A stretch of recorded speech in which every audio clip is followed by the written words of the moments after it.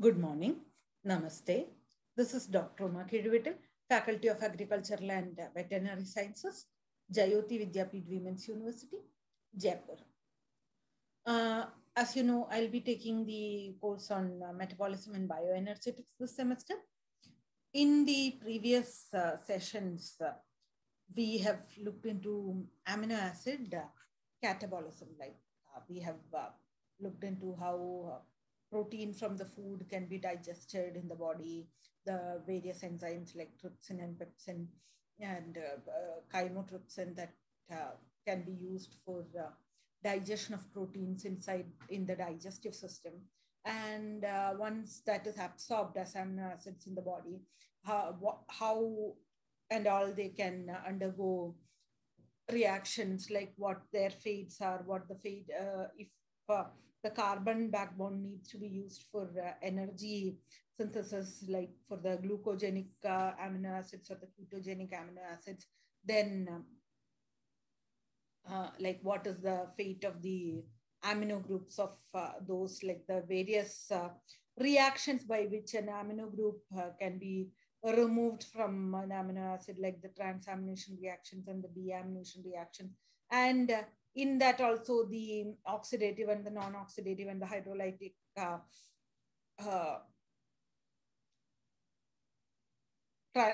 deamination reactions. Then we also looked into the decarboxylation reactions by which an amino acid can be converted into its important biogenic amine forms. We have also looked into the various biogenic amines that are found in the cells and all that. And also in the later part of the metabolism, the catabolism of amino acids, we have looked into the nitrogen excretion process, the ammonia genesis in the body, and its uses, the production of ammonia in the kidneys, and how that can act as a regulator of pH. And also we have looked into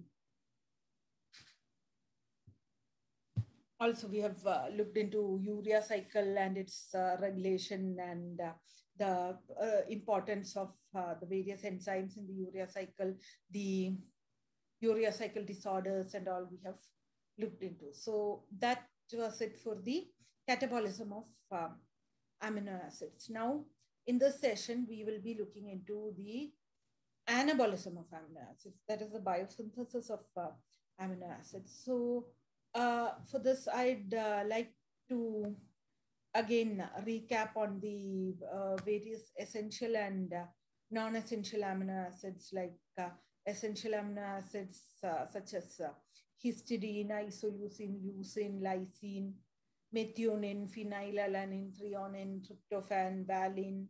They are all the essential amino acids because their biosynthesis pathway takes more than 7 steps, and so they cannot be produced as such in the body.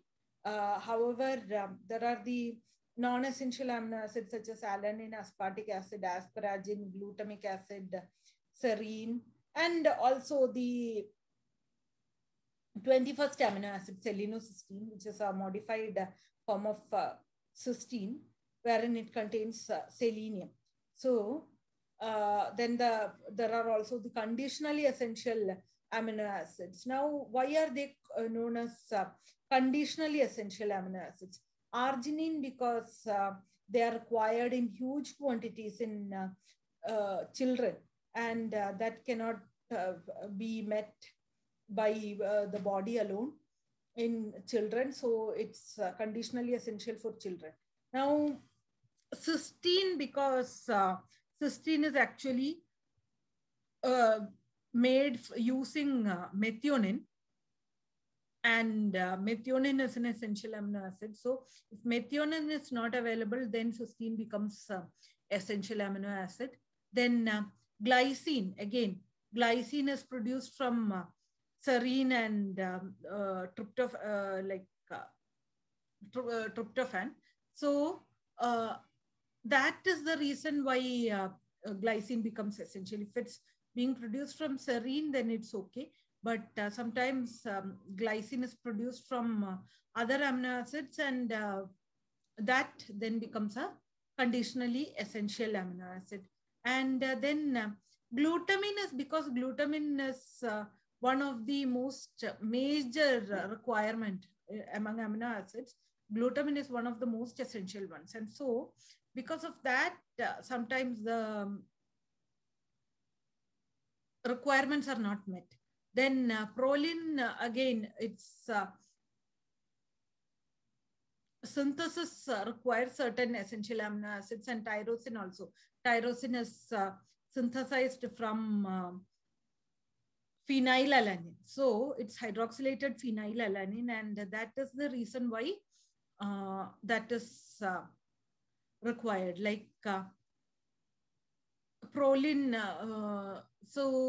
like if we were to look into the various sources of amino acids, then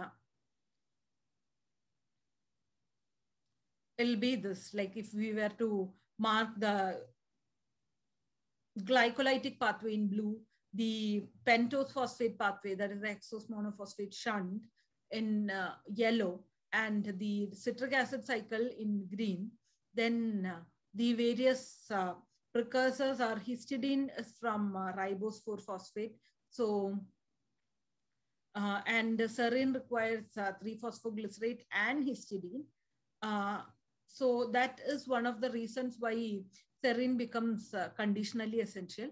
And then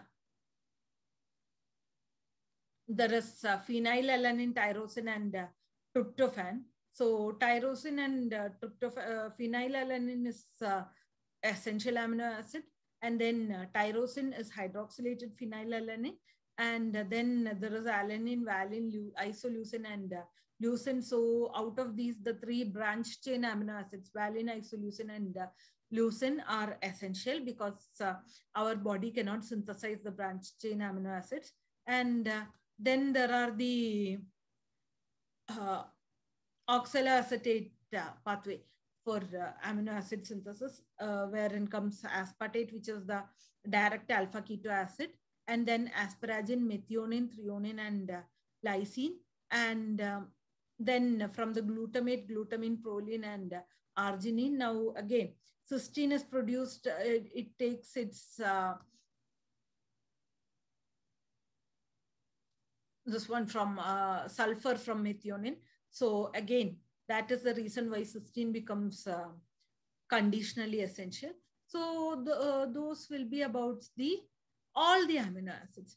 Now, if we were to look at the production of non-essential amino acids, so like this one, histidine is like, this is actually essential amino acid, but glucose can give glycine from serine, like the 3-phosphoglycerate can form serine and then cysteine, because cysteine requires methionine also, and then serine can be converted into glycine.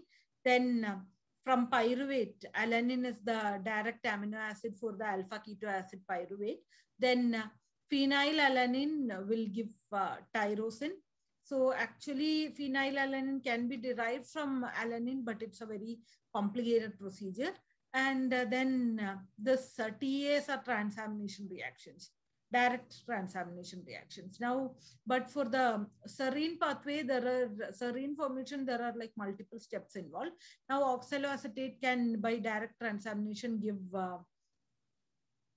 aspartate, and aspartate can, by amination, give asparagine, and then citrate to isocitrate to alpha ketoglutarate. Now, alpha ketoglutarate can give glutamate, and glutamate can give glutamine, and then the semi-aldehyde of glutamate can be formed into proline, and this is the urea cycle where ornithine is produced, and ornithine can give rise to arginine. So these are the formation steps for the non-essential amino acids. We wouldn't be going in much detail about the non-essential amino acids. What we are looking into is the essential amino acids. So first, before that, we will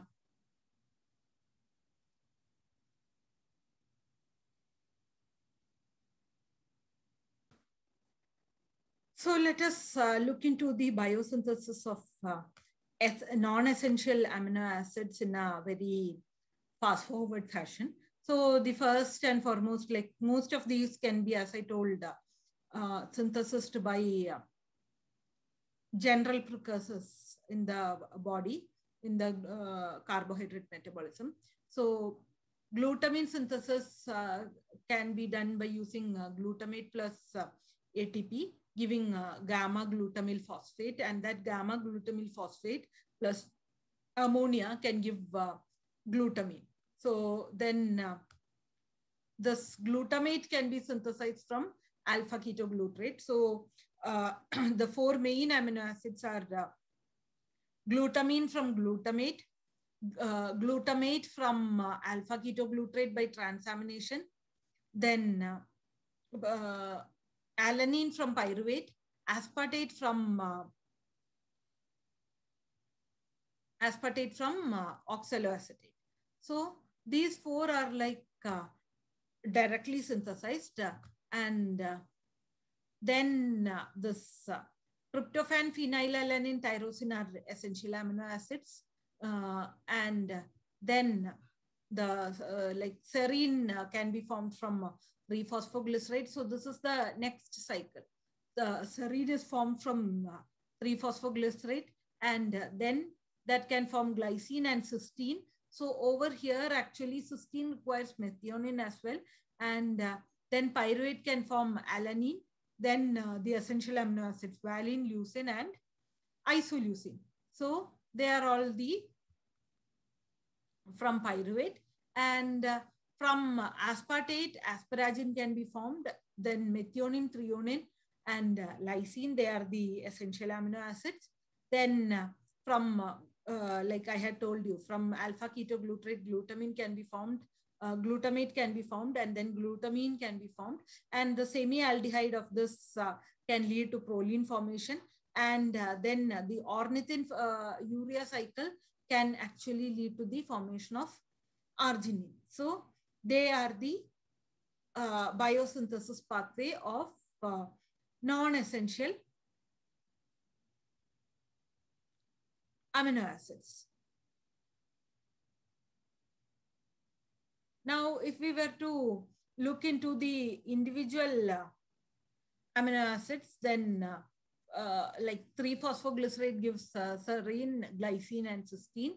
Phosphoenol pyruvate plus erythrose 4-phosphate gives phenylalanine, tyrosine, tryptophan.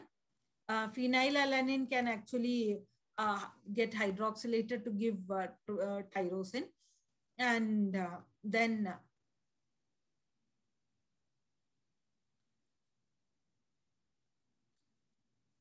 if we were to look into the biosynthesis of serine, so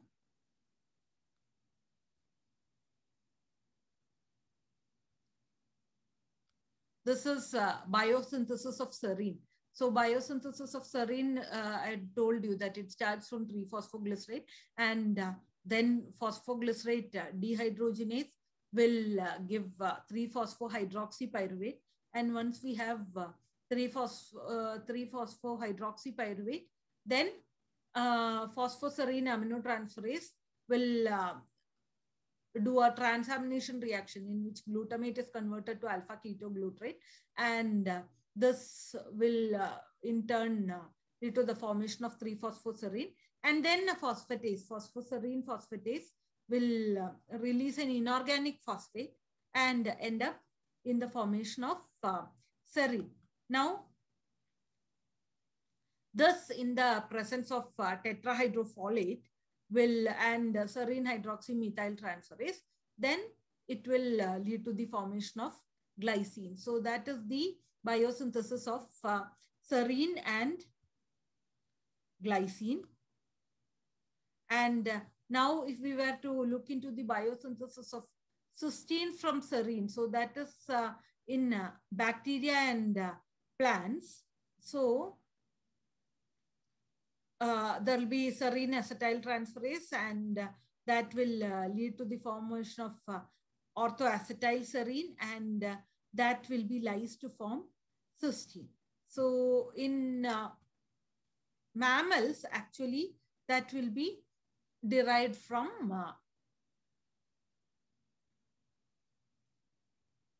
methionine. So those are all the major pathways for, and then there is oxaloacetate getting transaminated to form aspartate. Alpha ketoglutarate pathway we have already told. So in that alpha ketoglutarate pathway, we have covered glutamate, glutamine, proline, and then from the 3-phosphoglycerate, we have covered serine, cysteine, and glycine. And then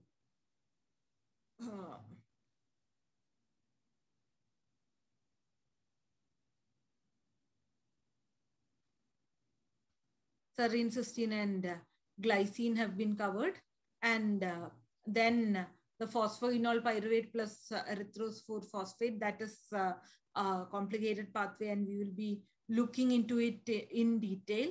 And then, yes, let me recap that once more. So like from 3-phosphoglycerate, serine, glycine, cysteine will be formed. And then from pyruvate, alanine will be formed. So those are like 4 essential amino acids. Then tyrosine can be formed from phenylalanine. So that cannot be essentially considered as non-essential amino acid. But however, since body can synthesize it, so it is considered as a non-essential amino acid. Now from oxaloacetate, aspartate can be formed, and then from there asparagine can be formed. Then from there threonine and lysine can also be formed.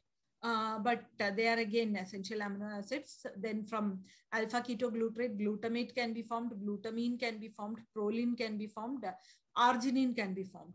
So these are all the the synthesis of non-essential amino acids. Now we will get into the synthesis of biosynthesis of essential amino acids in the next session. So that will be it for this session. Thank you. Have a nice day.